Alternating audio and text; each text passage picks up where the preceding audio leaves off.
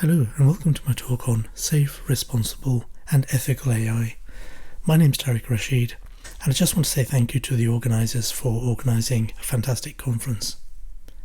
A bit about myself. I moved to Cornwall a couple of years ago. I run the algorithmic art meetup in London and Cornwall. I run the data science Cornwall meetup, the Coder Dojo Cornwall for children, and I have a business which helps organisations assess the risks around machine learning and AI and helps them mitigate those risks. So in this beginner-friendly talk today, we're going to be answering 7 or 8 basic questions. What is AI? What is machine learning in plain English? Why do we treat it so differently? What's so special about it? Can we explore some scenarios to illustrate those issues? And I think doing that with real-world examples helps us understand those issues much more than just abstract conversation. We'll be looking at some of the most common failures. Hopefully we can take those away with us and not repeat them. We'll also be looking at this persistent question of the black box problem because it crops up often, so it's worth looking at. And we'll also be looking at this question of ethics, which, if we're not careful, can descend into sort of a philosophical rabbit hole, so we'll try to avoid that. We'll also be looking at the state of the art in terms of how do we answer these questions? What are the methods for assessing these risks and dealing with them? Are there frameworks out there? What's the regulatory environment like? And we'll finish with a takeaway of just the 3 things to take away if that's all you're going to do. So what is artificial intelligence and machine learning? Well, we should start with this pair of questions. So on the left, the question says, can you locate people in the photo? And on the right, we're being asked to add up these rather large numbers. Now, computers are designed to be able to do that arithmetic task. Humans find it boring, we're error prone to it, it's not fun for us. We're not really designed to do that, but it's exactly what computers are designed to do.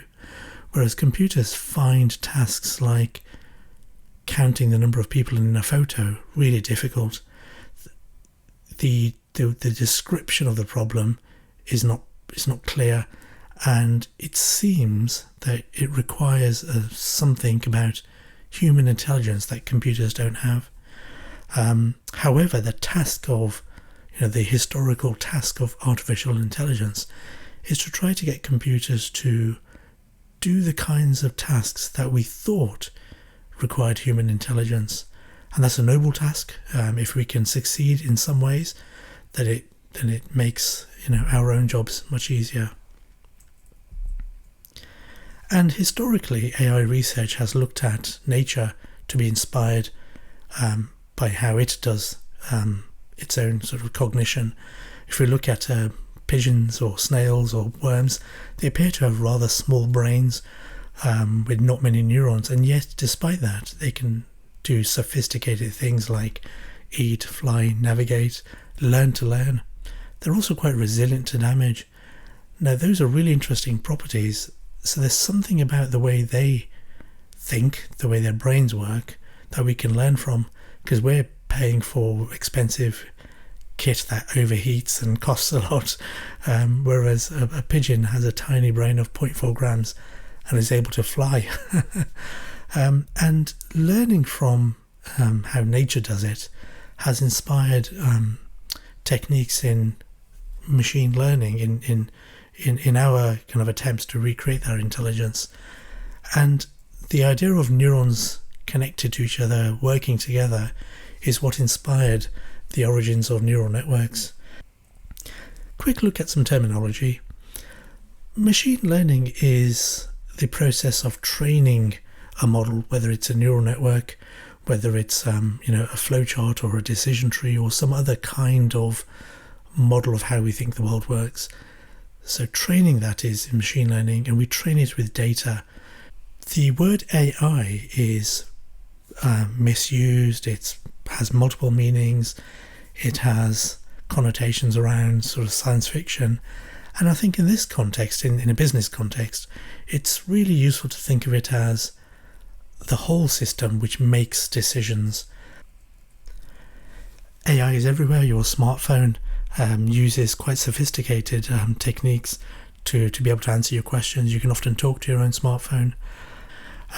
Google announced not too long ago that they've been able to train a computer to play the game of Go, which is a more sophisticated game than chess. It's a much more open game. Developing strategies is much more difficult, and we thought we were decades away from that. So why are we treating AI so differently? Well, the first factor is that how it works is really complex. It's fairly mathematical, and that is a barrier. So if people generally don't understand how something works, then we need to take more care in its use and in applying it. The second factor is that often machine learning systems give us answers which are useful, but we don't really know why they give us those answers. So we might have a system that looks at faces and decides, whether it's male or female or criminal or not criminal. We can't often ask, well, why is it? Why did you decide that? Why? What's the explanation? And that's a real challenge. Of course, there's an explanation in terms of ones and zeros, in terms of values that flow through these systems, but actually in terms of an explanation that is meaningful to us, often that's not possible, and that can be a significant barrier. And that's different from, say, how an engine works, in a car, or how a kettle works. We can explain why steam comes out of a kettle. We can explain why a car goes forward when we press the gas. And these systems are increasingly being deployed and replacing humans. So they're starting to make decisions that we previously would have hoped or expected humans to make. We would have trusted humans to make. So if we combine what we've just said, we've got things that are hard to understand, whose decisions are hard to explain or impossible to explain. They're starting to make decisions about us that we would hope or expect a real person was making. They're being deployed at ever larger scale, and some of those decisions are life affecting. So that's a summary of why we care and why we treat AI with this particular attention. Let's look at some scenarios. So Amazon was in the news for trialling a recruitment system which used AI to help decide whether you were going to get the job or not. Now, there were lots of challenges around that, lots of pushback, lots of valid questions around, well, how did you train it? If you're watching me doing the interview, are my facial features, are my nervous tics, are they being used against me? Maybe if I'm using the wrong lighting, maybe if I'm a particular shape or a colour or I have a particular hairstyle, will that affect me? And the fact that there weren't clear answers to those questions is cause for alarm. You don't want to be denied a job for reasons that you can't understand, particularly if those reasons are not good. Amazon also had another internal system which looked at job applications, and it was found that their system was favouring a particular demographic, which reflected their previous kind of bias, as it were, towards a particular kind of employee.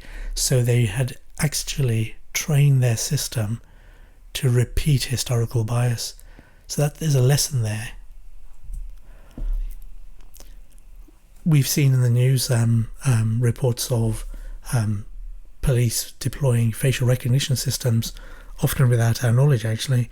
And that's a question there about why we weren't told, why there wasn't a general kind of awareness of that. But even more troubling was the news that actually those systems were terribly performing. Although this is a picture of China, these statistics are from the UK. One police force had 98% failure rate for spotting criminals, And that's concerning because, to what extent are people being targeted and inconvenienced or affected based on very poorly performing facial recognition systems? The fact that we aren't aware, the fact that these experiments were not more public, the fact that there wasn't more openness about their performance is a problem, and it was only investigative journalism that uncovered this. I think there's questions of trust.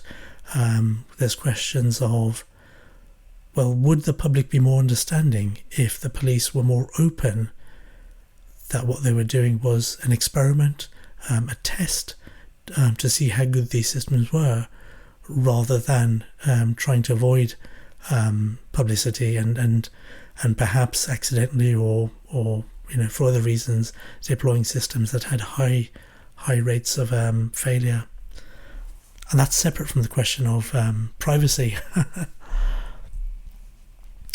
More recently, the Home Office was in the news for a U-turn on its visa system, where it was reported that the algorithm that they had developed, which was using traditional machine learning techniques, was biasing against people of a particular origin.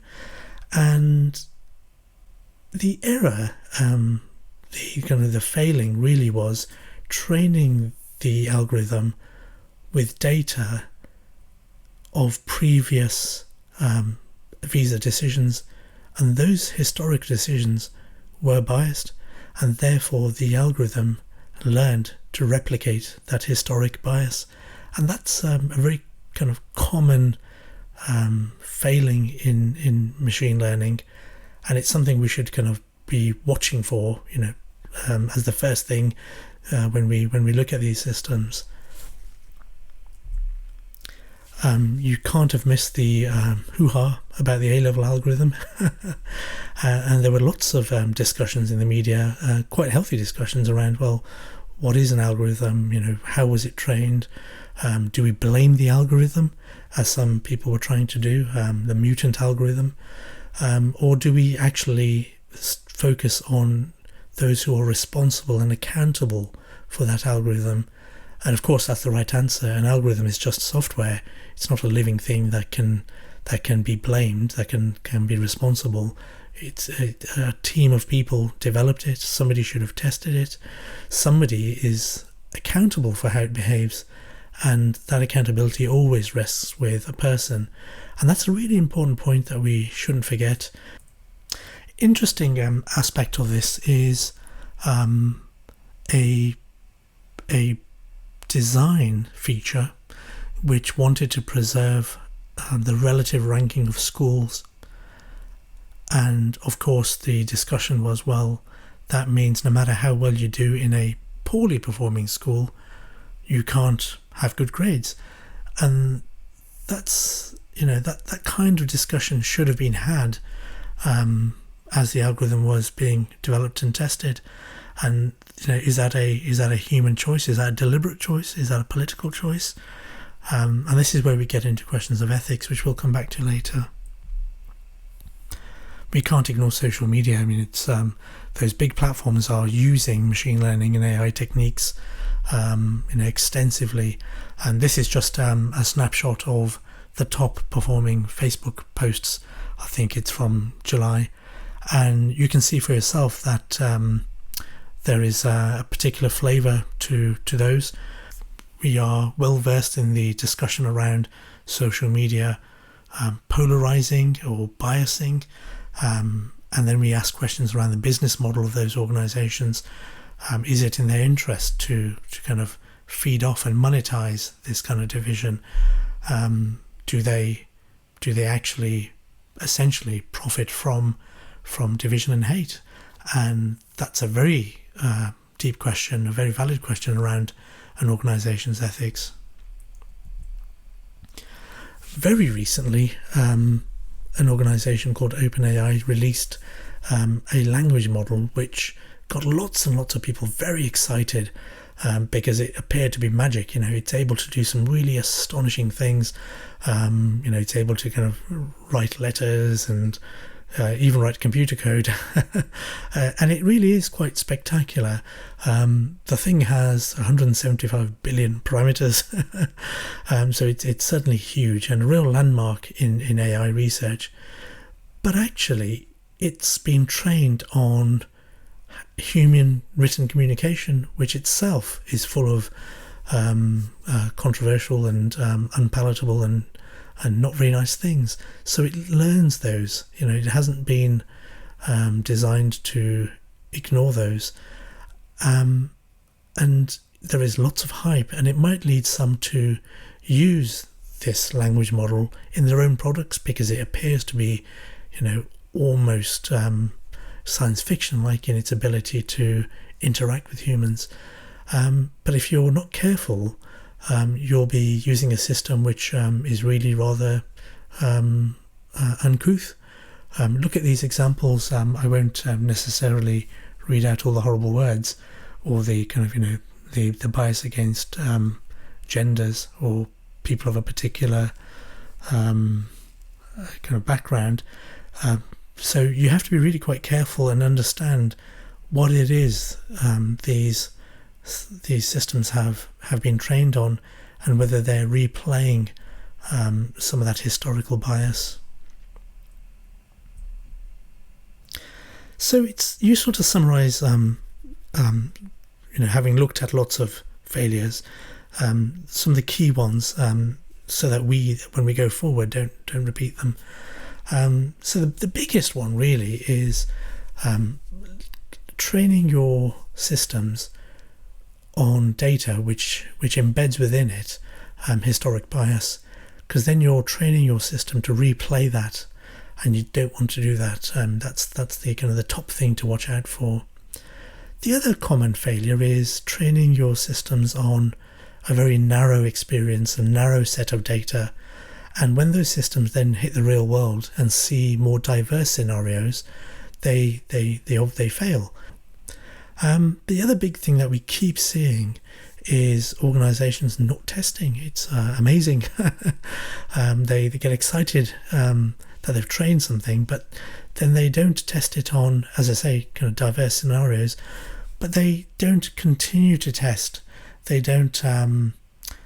They should be the first ones to spot that their systems are going wrong before humans are starting to be affected by them. And this discipline we've seen, in other sectors of tech, continuous testing, diverse testing. We often also see poor accountability, where an organization is not really clear on who's responsible for what.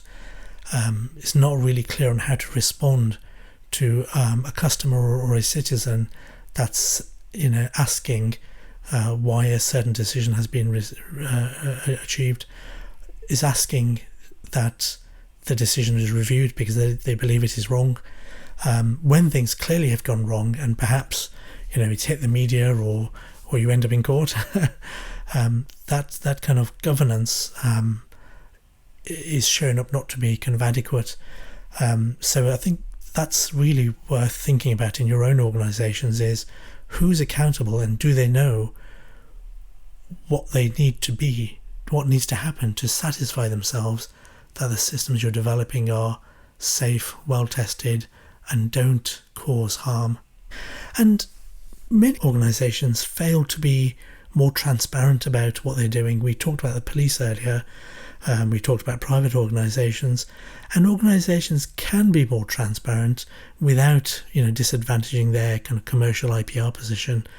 And the great thing about transparency is that's the only way to genuinely gain trust. How can we trust you if we don't understand what you're doing with our data?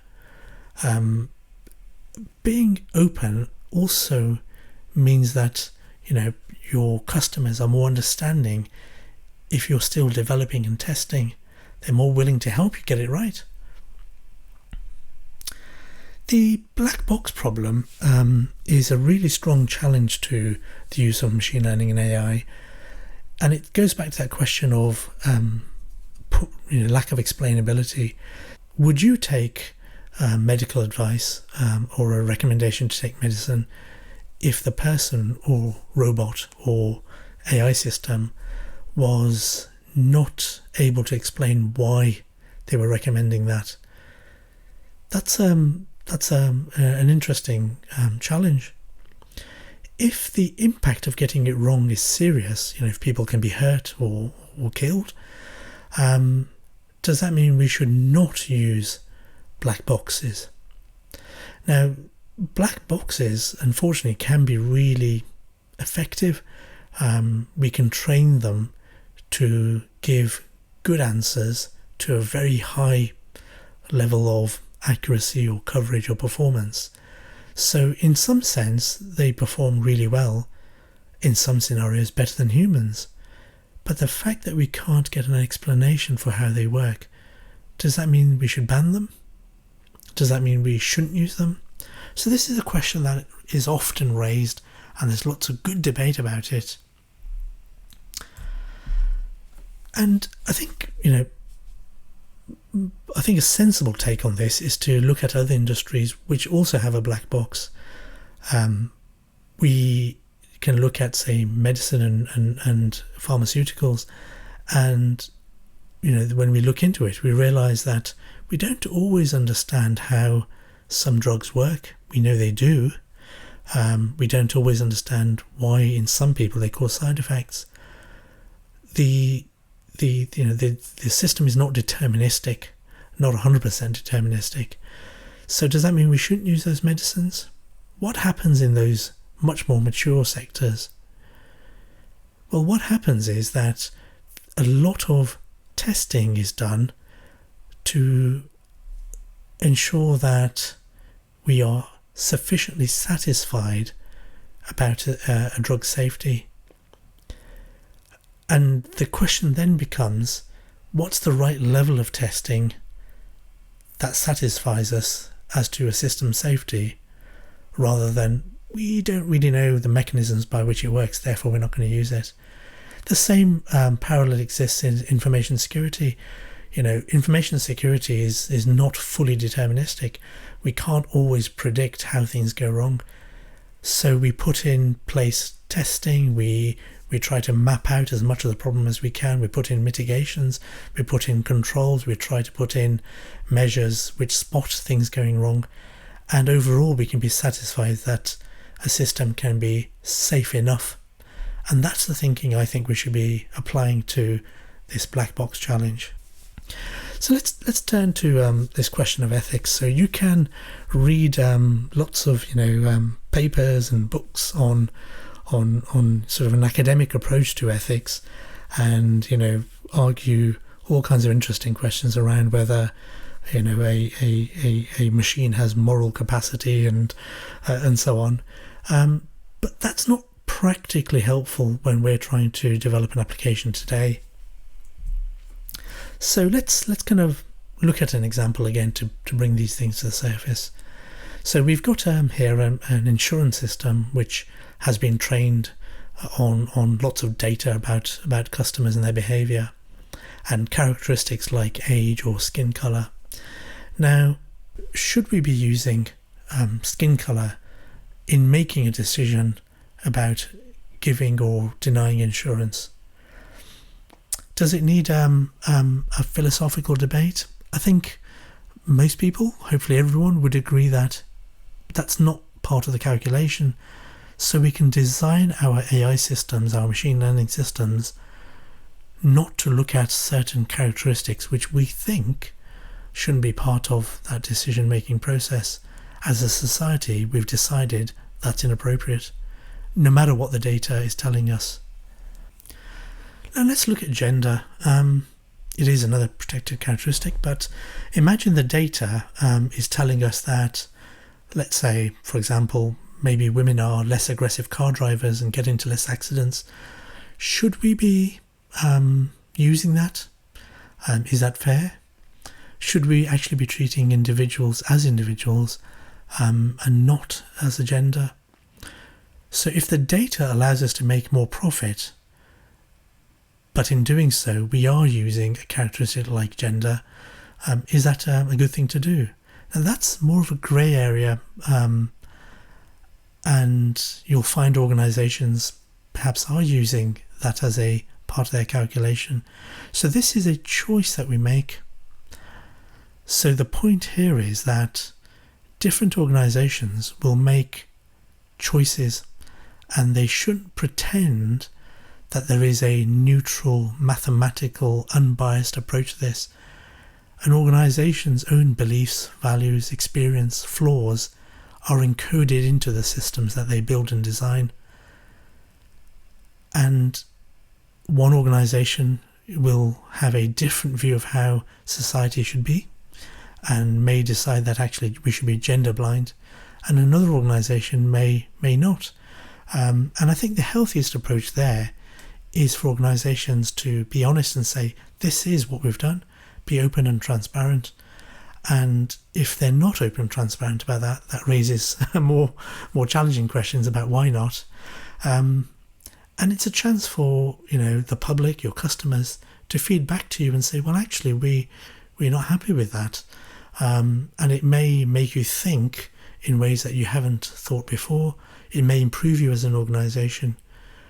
Test dummies in cars were all big men, and it was only when that was raised and that was more of a public issue that some change happened there. So a motto for myself is design AI for the society we want to be, not to replicate and replay how it was. So we've asked lots of questions and we've raised lots of potential problems and risks. How do we go about fixing them? How do we go about assessing them? Well, actually, it's a fairly new field. Governments, public bodies are starting to consult, publish frameworks that they want feedback on. So we're at the start of that journey, in all honesty. The Alan Turing Institute in the UK has done a lot of work around this. The EU has done a lot of work around this. Huge bodies like the NHS are very active in this field as well.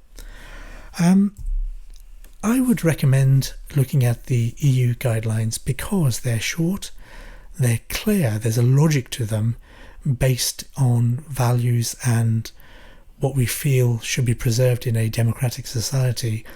And starting from those values, it builds up to a set of themes and questions for us to organise our analysis of our own machine learning systems or somebody else's. The good news is that looking across the globe at different countries' approaches to assessing AI risk, there's a lot of commonality, there's a lot of consensus, and actually the EU guidelines really summarise that consensus. You can see here several themes around accountability, technical robustness and safety, respect for privacy, transparency so that the public or your customers can understand and truly trust what you're doing, diversity and non-discrimination, watching out for bias against particular groups, looking beyond your own particular sort of product and understanding, are there societal impacts from what you're doing? Is your product perhaps polarizing society? Is it incentivizing the wrong things, as we know that some social media systems do? There's a really interesting one at the top here around human agency and oversight, and what that means is that we shouldn't be making systems that make decisions that affect people without a human having oversight and an ability to intervene and overturn a decision. So ultimately a human is in charge. Other organisations have developed different approaches. As I say, this is a growing and developing field. I like this one, which we've developed, which starts from, again, values that we feel are important and what we want to preserve in our AI systems, privacy, equality, transparency, accountability, and there might be others, so you might have different ones yourselves, and applying them to parts of your business. So applying them to your data. Is there, how do we apply the principle of privacy to data? Does your processing of data de-anonymize what people thought was anonymous data? Asking questions like, are we transparent about the data that we hold and how we process it? Looking at your technology and algorithms. If your technology and algorithms are not open, if you yourselves don't know how your software works, well, that's the problem. You can't. There's a limit to how much you can trust your software if it's proprietary and making decisions. So open source is a really important principle here. Looking at your processes, how are you developing and iterating your systems? Do you have an audit trail to justify why your systems are behaving the way they are? If you end up in court, can you convince a jury that you had a good process for developing and refining your machine learning? Why did you tweak those parameters? What data did you test it on? How were you satisfied that it was ready to go live?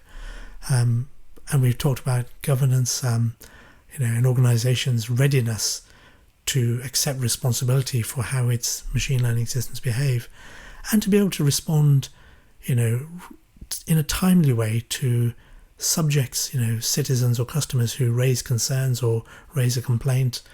And being accessible, too many organizations that isn't accessible. So you become, a tyranny where you're making decisions that affect people, but those people can't have recourse, and that's not what you want to do.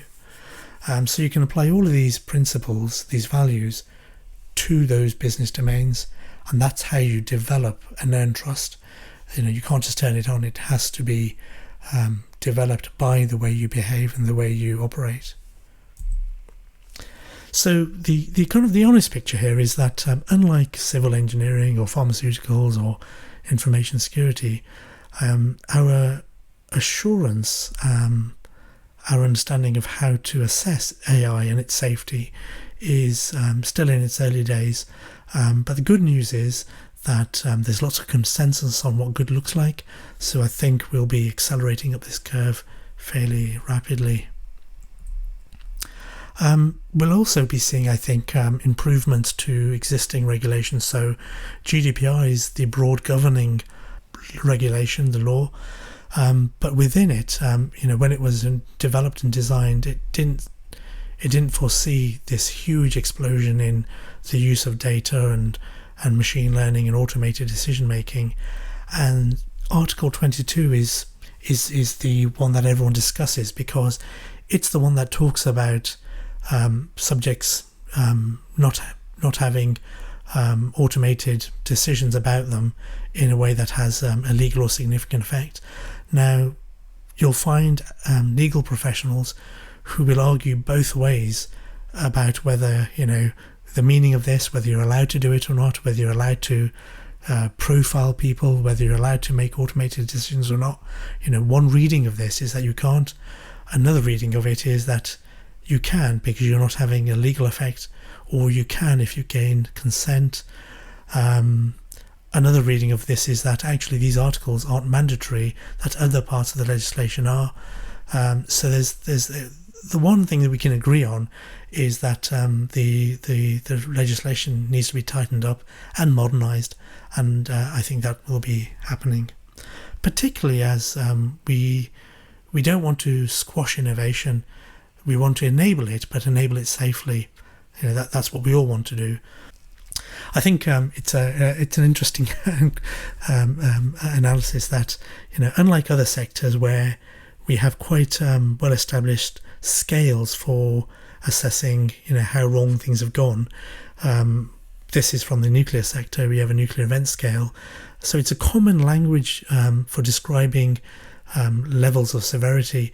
You'll have that in information security, you'll have that in medicine, but we don't have that in AI, and I think that's quite telling of how mature we are or are not.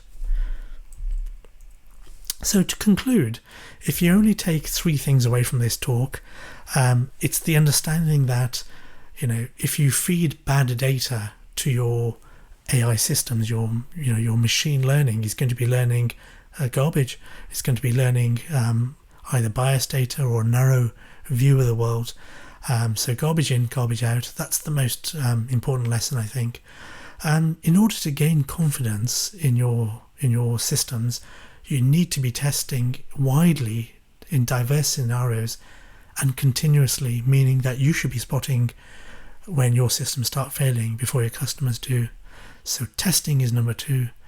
And number 3, I think, for everyone, whether you're developing these things or not, or whether you're just an interested active citizen, it's the point that don't fall for the hype. Yes, there are complexities around machine learning and AI, but ultimately it's just a tool. It's just software, and you should ask the same questions you would of any other tool, whether it's a hammer or a drug or a bridge. Why is it safe? Who designed it? In what scenarios was it tested? Does it affect some groups better than others? These are all questions you should be asking, and not lose sight of the fact that a human is accountable for how these systems behave. Thank you very much. I'll hang around on the call for answering questions and discussion, but I hope you've enjoyed that, and I hope it's been a useful introduction to the main questions around the safety, fairness and ethics of AI. Thank you very much.